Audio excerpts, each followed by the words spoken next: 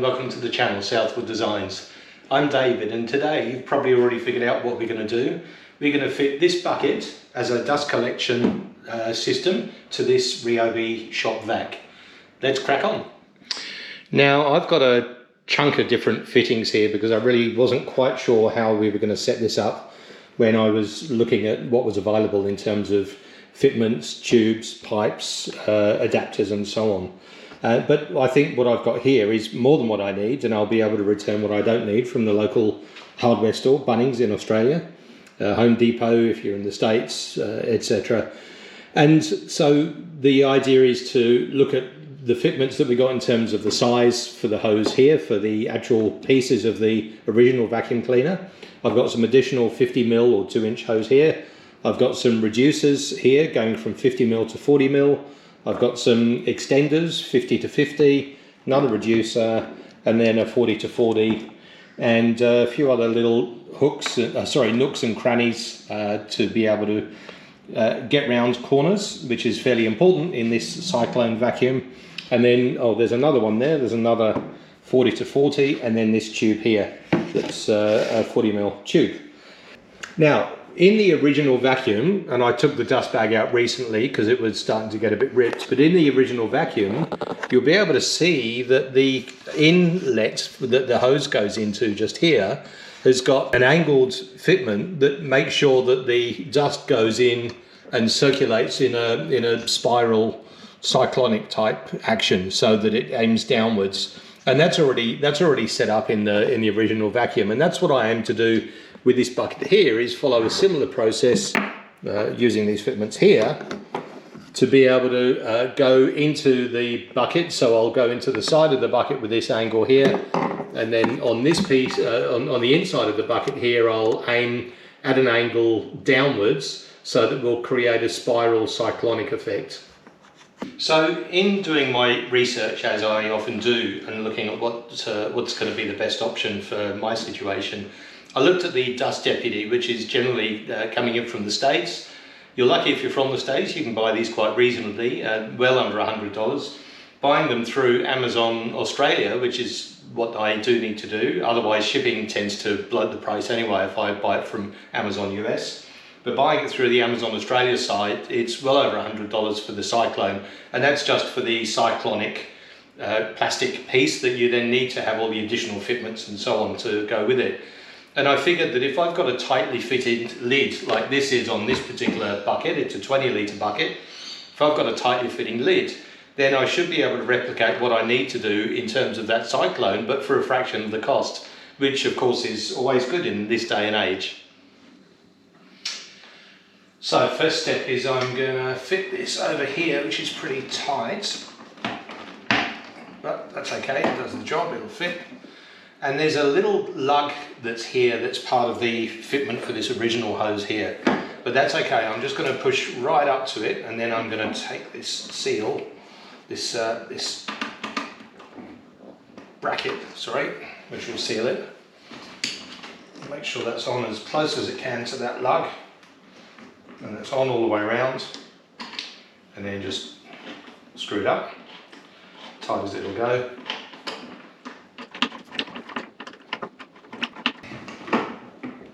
It's pretty good, pretty tight. I'll do a quick test to make sure I've got suction. Put this back in here, this back in here, not back in, but this in here, vacuum on.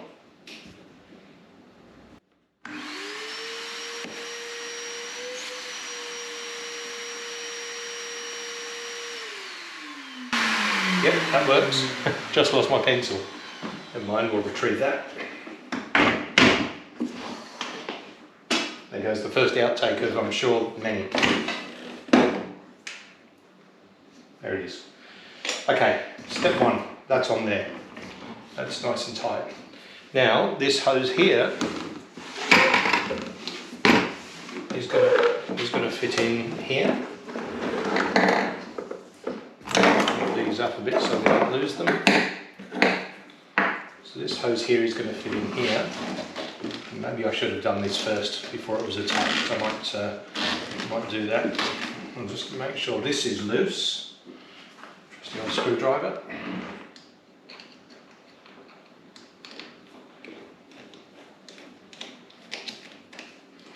It's nice and loose, and I want to push this tubing in.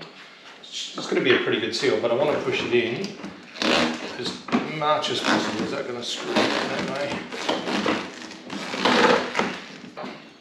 Move this round, tighten this one up.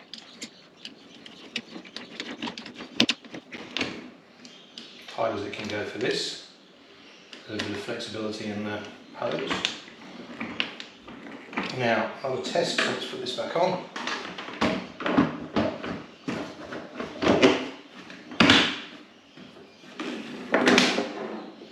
And see if I've got suction at this end of the hose.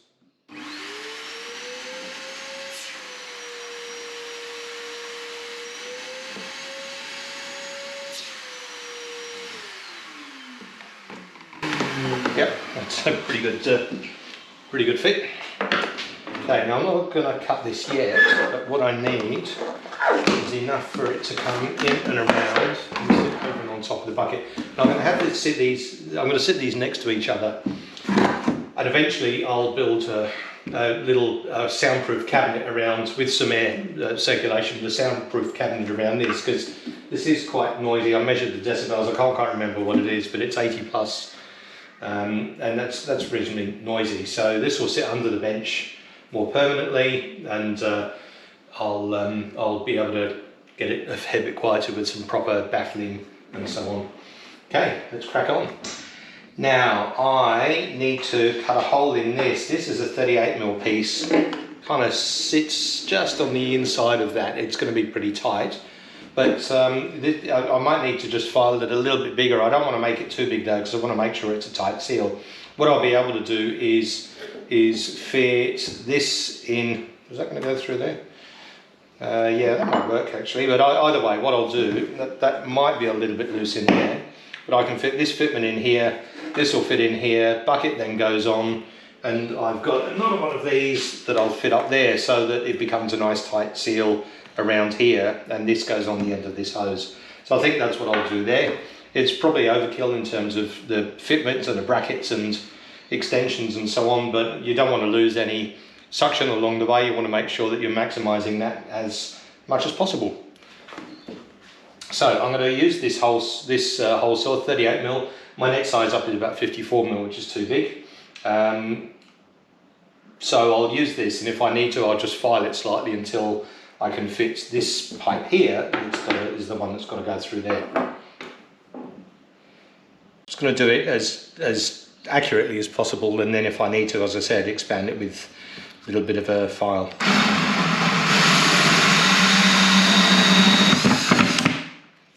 It's pretty easy. Now that's not going to go through there, but as I said, a bit of filing. Although if I heat this, no, I'm going to give it a little file. That's what I'm going to do. I'm going to go over. It's just going to be enough to get this through, because I'm going to have two bits of tube either side. They're going to fit tight, and I can seal around here if I need to as well.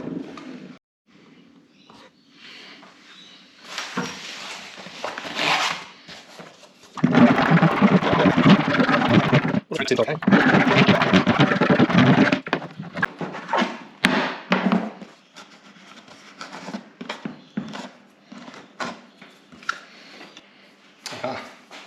Success. Now,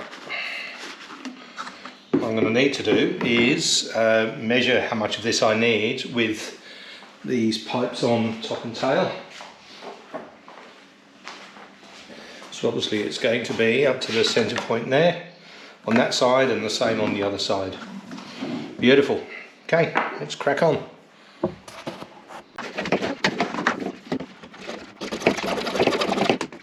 Put this on you. So almost let's get everything in this product.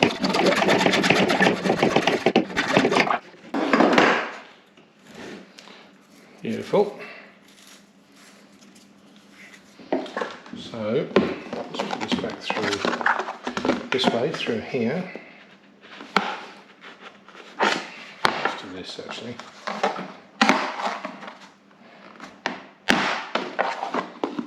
That's a nice tight fit. Oh yeah. Okay, that on there, like so. That goes on there because that'll form a nice tight join, and I might just give it a little persuasion with my persuasion tool. Let's go over a leg.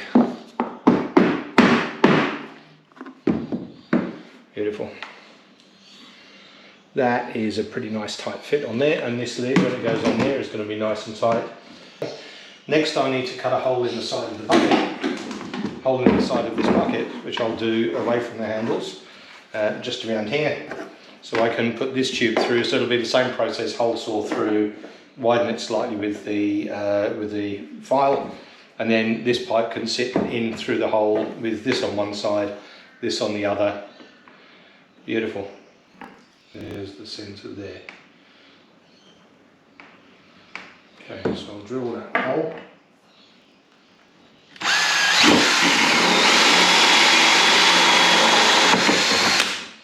Nice and quick.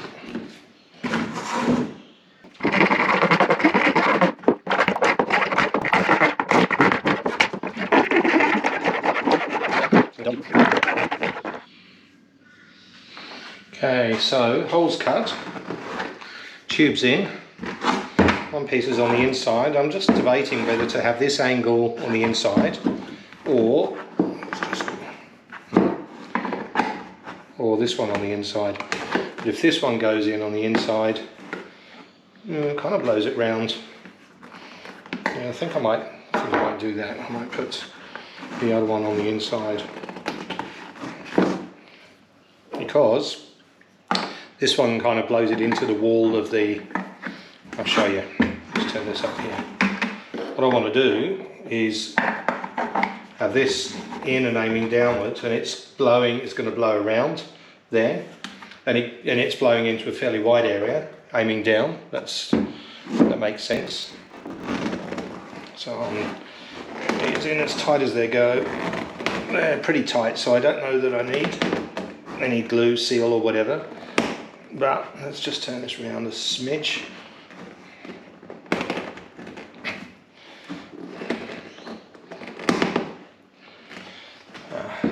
It's pretty good. Okay, that's aiming nicely downwards.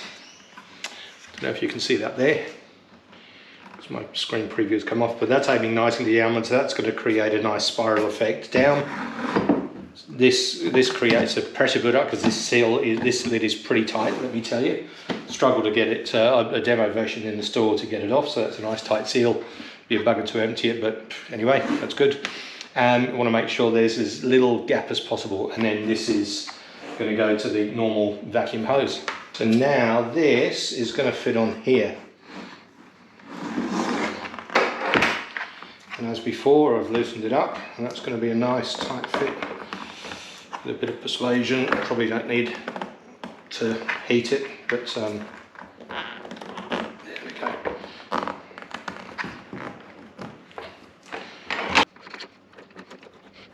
And there, tighty. Because that can come out. There we go.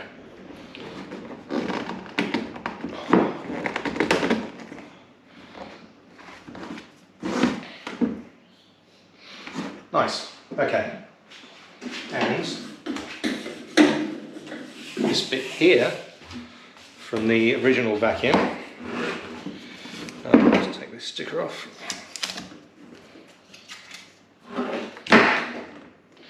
This bit here fits on nicely just underneath this clip that's part of there's a little lug on the original vacuum, but this fits in nicely here. And I'll be able to tighten that on as well, which I'll do shortly. Okay, almost done.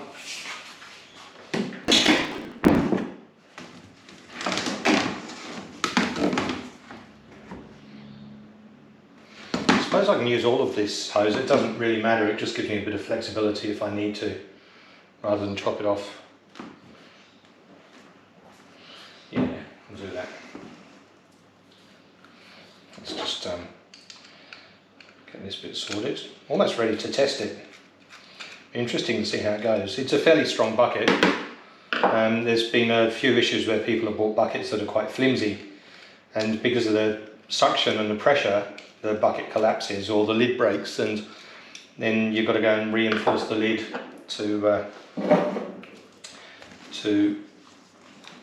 make it stand up to the pressure, because there's very little, as long as you've got your seals tight, there's very little pressure loss.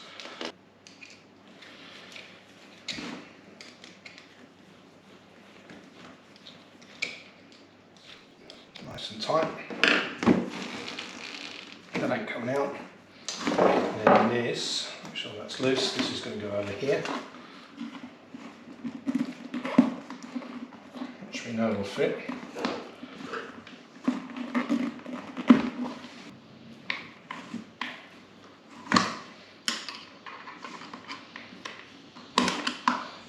So this time it's going to go. Let's give it another crack. Yeah, okay.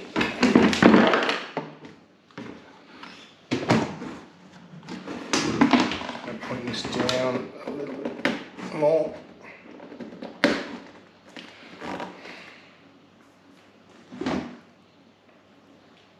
If I need to get a different angle, I'll do that. I'll run a test on this and see. I'll run that test shortly. This is a tricky, actually what I might do is empty the vacuum out into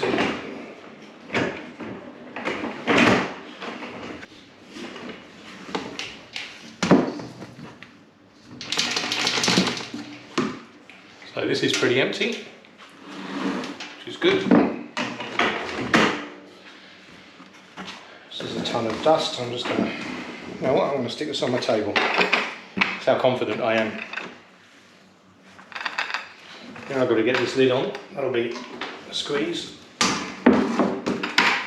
I need to use my persuading stick.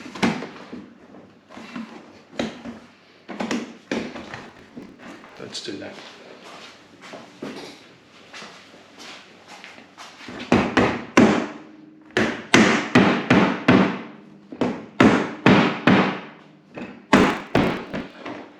Vacuum back in place. So it's nice and empty. This one here. Okay. That's on enough. That's good. Find this one up. That's on, and that's pretty tight, I think. Okay, let's give it a crack and see. Now, going to be noise because vacuum, but you know, it happens.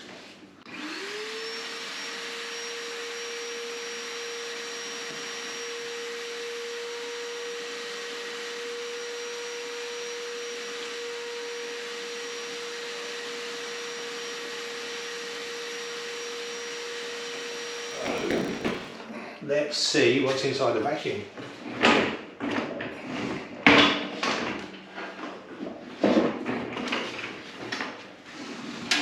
Apart from the residual, I think, of what was there before, very small, very minor amount of stuff.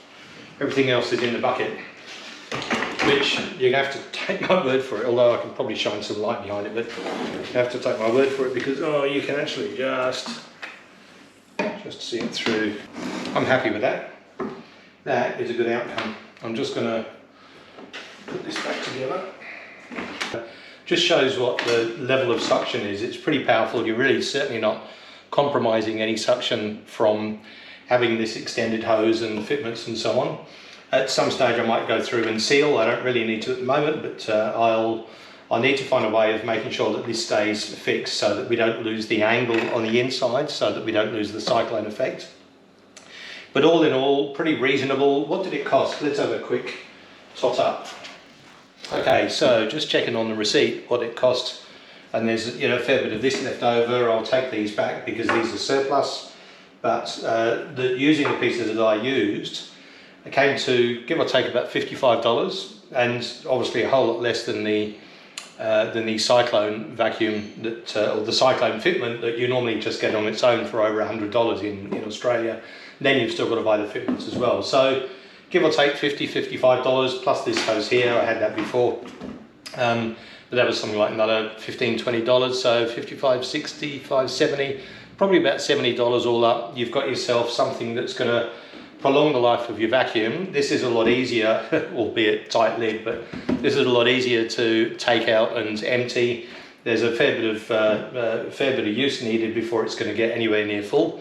Certainly a lot easier to keep this side of it clean by emptying this bucket, and it keeps your vacuum in a much better condition with minimal dust getting through to the vacuum and the filter. So it prolongs the life of the vacuum.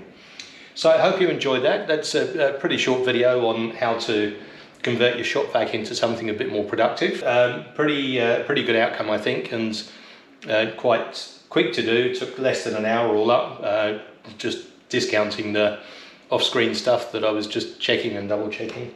So I hope you enjoyed that. I hope you got something from that. Certainly it's a good way of putting together a very useful extra piece of equipment for the shop, workshop or garage, as I do in these videos. If you like what you've seen, don't forget to hit the like button and subscribe. Any comments, just put those in below and I can answer those if you've got any questions and so on. But again, thanks for watching. Hope you enjoyed. See you at the next video. Cheers.